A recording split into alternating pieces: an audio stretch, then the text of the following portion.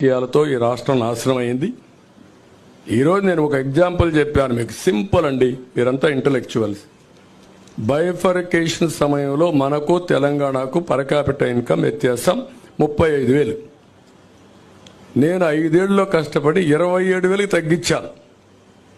అక్కడ జనాభా తక్కువ, ఆదాయం ఎక్కువ. ఇక్కడ జనాభా ఎక్కువ, ఆదాయం తక్కువ. పర్ క్యాపిటల్ పెంచాలంటే చాలా ఎఫర్ట్స్ ఉంటాయి. ఇప్పుడు ఎంత అయింది? అది 27,000 45,000 అయింది. Can you imagine? నీకు ఆదాయం ఎట్టొస్తుంది? ఇక ఆదాయమే లేకపోతే నీకు ప్రభుత్వానికి ఆదాయం ఎక్కడి నుంచి వస్తుంది? ఎవడు ఖర్చు పెడతాడు? కొనుగోలు శక్తి ఎక్కడిది వచ్చింది? This is where I'm saying. Okay అమ్మా, మీరు బయలుదేరండి. ఒక నిమిషం కన్క్లూడ్ చేద్దాం. మాకిద్దరు కూడా ప్రోగ్రాంలు ఉన్నాయి. ఆయన ఇప్పుడు పోలవరం వెళ్ళాలి, ఆయన తొందరలో, నేను కూడా పిఠాపురం వెళ్ళాలి, ఇది దెందులూరు వెళ్ళాలి, తెనాలి రావాలి.